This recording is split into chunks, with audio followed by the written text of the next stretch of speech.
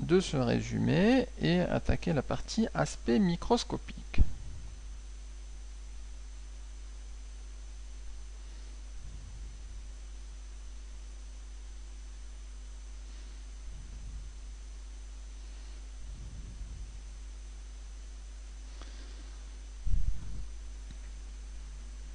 Alors, afin d'attaquer ça dans l'ordre, on parlera d'abord de la notion d'électronégativité.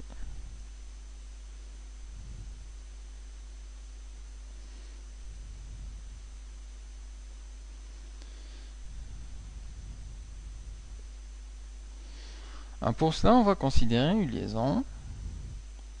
Considérons une liaison covalente simple. Une liaison covalente entre deux atomes ou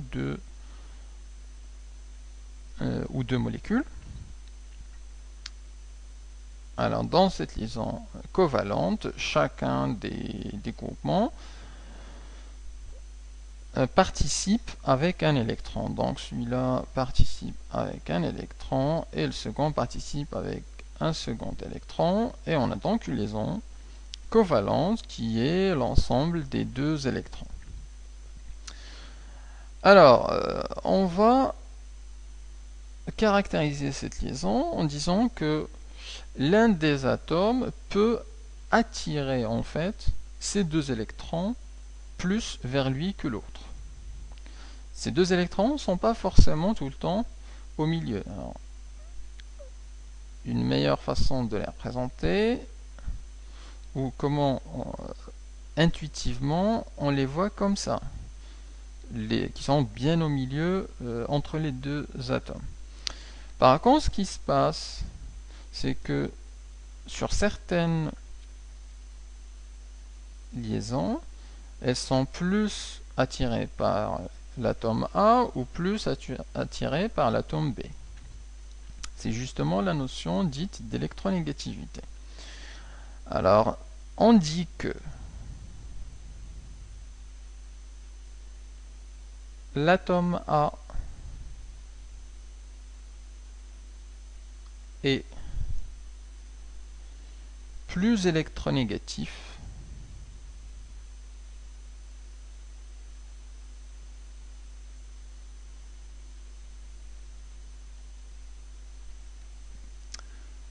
que l'atome B s'il attire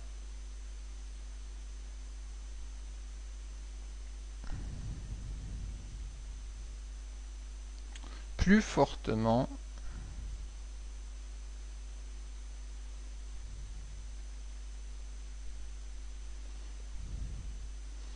le couple d'électrons.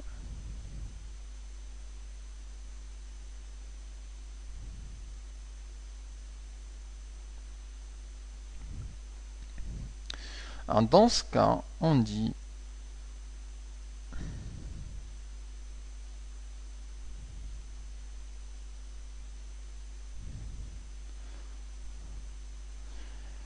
que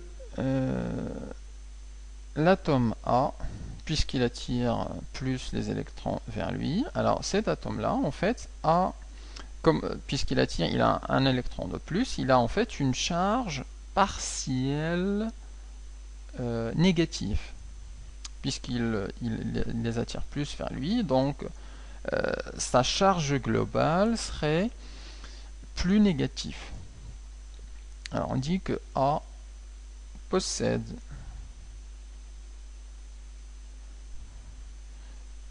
une charge. Alors c'est pas une vraie charge, mais en fait c'est une charge partielle. Partielle négative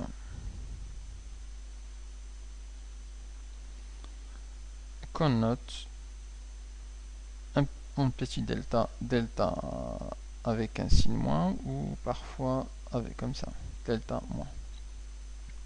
Alors le A possède une charge partielle négative et donc par conséquent le B va posséder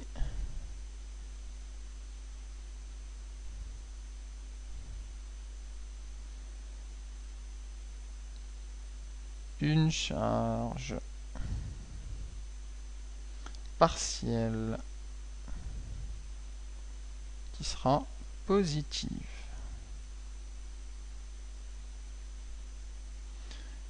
Qu'on va noter delta plus ou alors parfois grand delta plus.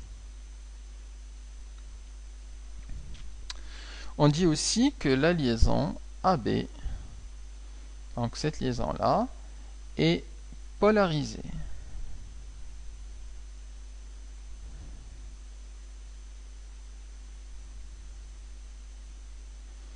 La liaison AB est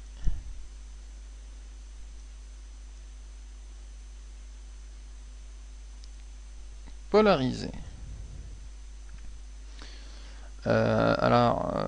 Une remarque tout de suite, toutes les liaisons ne sont pas polarisées. Certaines sont polarisées et d'autres pas. Certaines sont polarisées très légèrement, donc quasiment pas, et donc les électrons sont bien au milieu, et certaines sont, les électrons sont plus rapprochés de l'un ou de l'autre. Alors, un petit exemple pour comprendre. Si on prend la liaison entre un hydrogène et un chlore,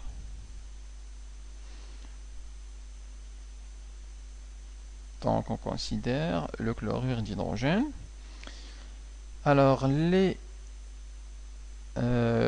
l'hydrogène possède un électron et possède un proton. Donc son Z c'est égal à 1. Le chlore, il possède il possède 17 protons. Donc 17 charges positives. Il participe avec un seul électron. L'hydrogène possède un seul proton et un seul électron. Alors, on comprend bien que les électrons seront de ce côté-là et ils seront attirés par la charge positive du chlore, du noyau chlore. Le noyau, on a dit 17 charges positives de ce côté-là, là une charge positive de ce côté, donc c'est complètement logique qu'il soit de ce côté-là. Cette liaison est polarisée et donc on a ici une charge partielle négative et pour l'hydrogène une charge partielle positive.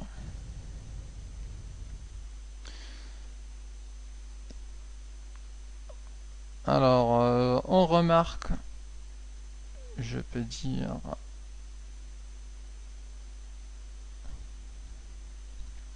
que certaines liaisons intéressantes pour le cours de chimie de cette année, ce sont les liaisons doubles entre carbone et oxygène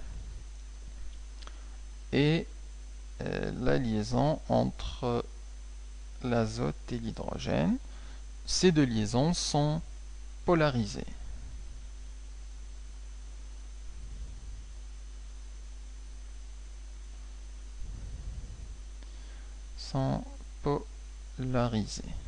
On verra dans quelques instants laquelle a une charge positive partielle et laquelle a une charge négative partielle. Mais gardez en mémoire simplement que la liaison double carbone-oxygène et la liaison azote-hydrogène sont polarisées. Autre chose à retenir, c'est que les liaisons entre carbone et hydrogène ne sont pas polarisées. Les liaisons carbone-hydrogène ne sont pas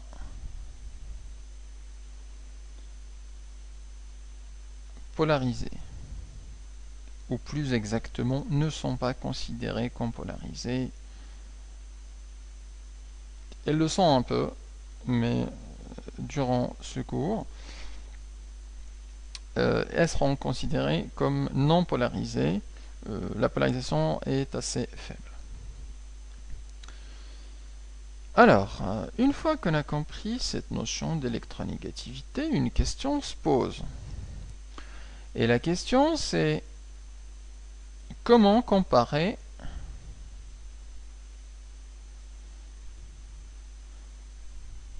l'électronégativité de deux éléments.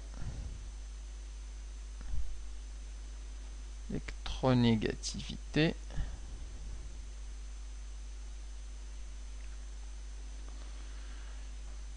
de deux atomes.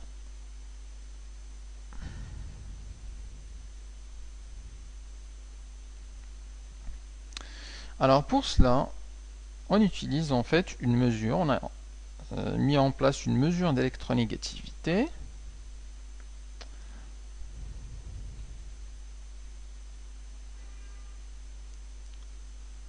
Une mesure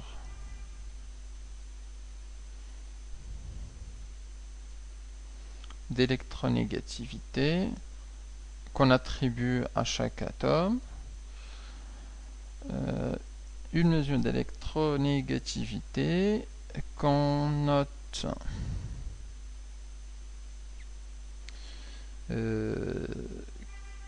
si, donc comme cela, avec ici noté l'atome.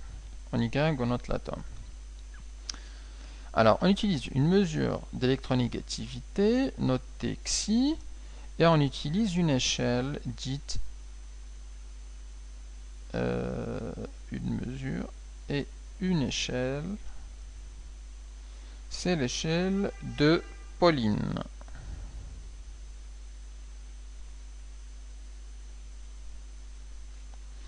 Alors Pauling, pour la petite histoire, est un chimiste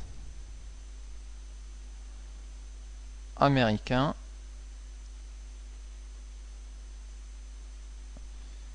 qui a eu, c'est un prix Nobel, hein, qui a eu prix Nobel pour ses travaux donc, sur les liaisons entre les atomes en 1954. Alors, on a une mesure d'électronégativité et puis on a une échelle de Pauling et par exemple, on peut donner quelques valeurs. Le xi d'un atome de carbone, c'est égal à 2,55 sur l'échelle de Pauling. Le xi d'un atome d'azote, il est de 3,04 et le xi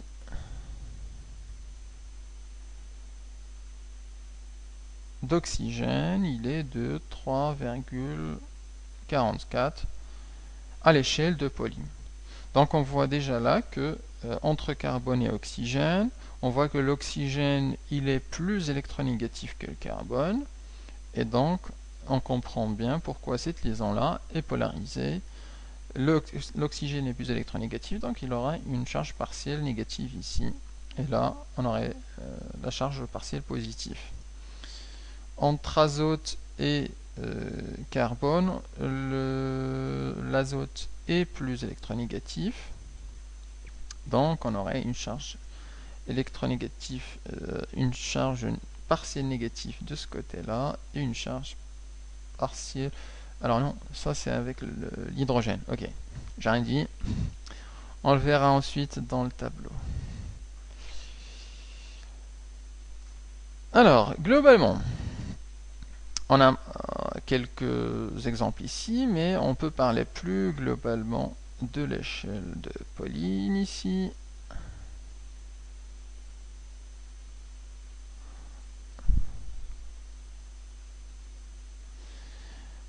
sur le tableau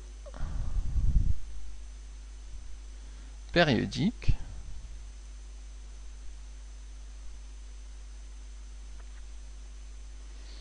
l'électron, ou plutôt